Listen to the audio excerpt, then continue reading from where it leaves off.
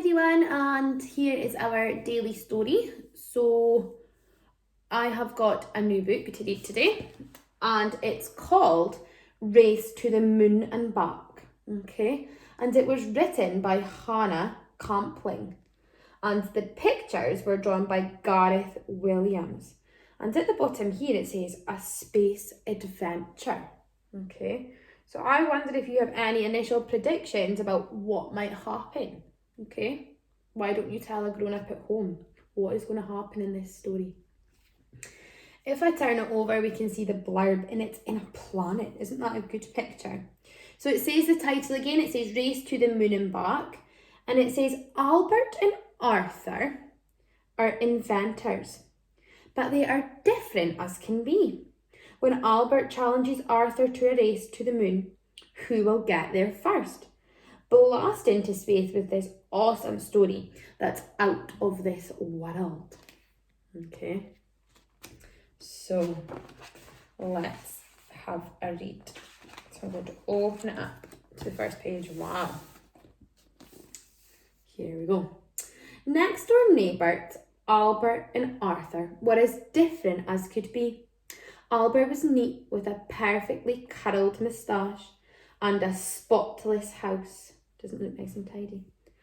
But Arthur was messy, with a bushy beard and a cluttered house filled with cobwebs. They just had one thing in common. Albert and Arthur were both inventors. Now, we've talked before about what an inventor is. Can you remember? Well done if you said someone that makes something, so that's correct. One day, Albert heard a crash in the next door's garden. Looking up, he saw Arthur wobbling on a rickety ladder next to a strange machine. "What on earth is that?" shouted Albert. "It's a spaceship," replied Arthur. "I'm going to the moon." "Ha!" Albert laughed. "I bet I could get there first," he said. "No way," said Arthur. "I'll be much faster than you." "Let's have a race," said Albert, with a grin, so he's got a big smile. "The first one to the moon and back is the best inventor." I wonder who will win. Albert crashed and clattered as he scrambled to build his own spaceship. "Mine's almost ready," shouted Arthur, cramming his ship with everything he might need. "Oh, look, wonder what's all in that bag." Albert panicked and grabbed all of his best inventions. "I'll need my super sticky glue," Albert heard Arthur say. Albert laughed. "Your glue is rubbish. I'm packing my marvellous melting machine." Can you see it? At last, everything was ready. The ground shook. The spaceship roared.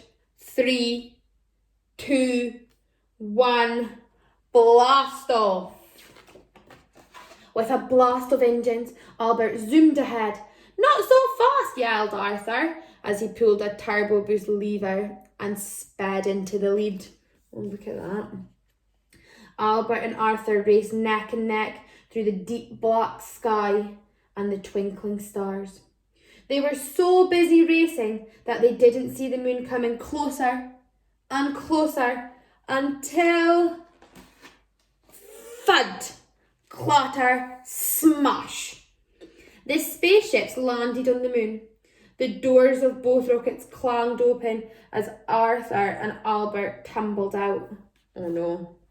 "I told you my spaceship was the best," said Albert. "No, it's not," argued Arthur. "I got here first." As they argued, none of them noticed a dark shadow looming over them. A rumbling voice grumbled. Albert and Arthur stopped arguing. Oh no, look at that. And do you know what the sign says? Keep out. A huge green alien grabbed Arthur's spaceship. It sniffed it, then it opened its mouth wide and took a huge bite. Crunch! Albert's legs started to shake.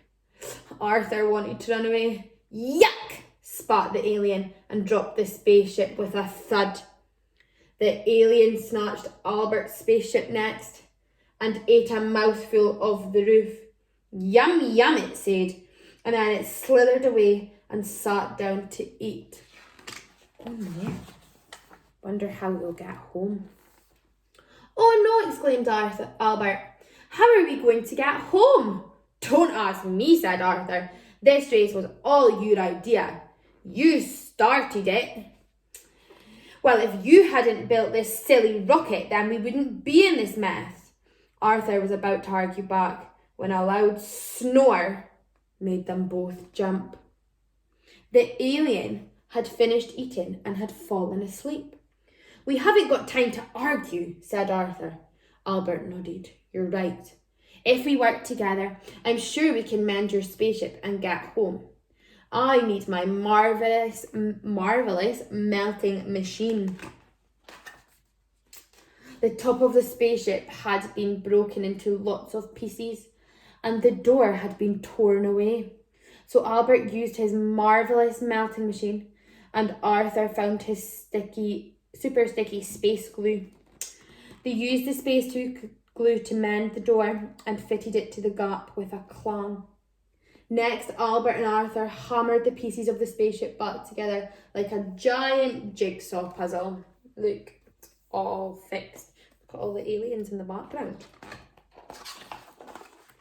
Suddenly, a large growl shook the ground. They looked at the alien. It yawned. One eye flickered open. Quick! Yelled Albert. The alien was wide awake and wiggling closer and closer. Albert and Arthur scrambled onto the spaceship and pulled the door shut with a clang. They quickly pressed the big red button and blast off. Oh, blast off it says. As they watched the alien disappear into the distance, Arthur said, Right, let's go home. Albert looked into space. Why don't we explore another planet instead, he said. Arthur grinned. Yes, let's go on another adventure. He pulled the turbo lever and they zoomed towards the stars. And that's the end of the story. I quite liked that story. I wonder if now the story's finished, you could draw and write me what you think what they'll think they'll see at the next planet. So what planet will they go to and what will they see and maybe what will happen? You could be the author of the next story about Albert and Arthur. Okay? Have fun and I look forward to seeing that.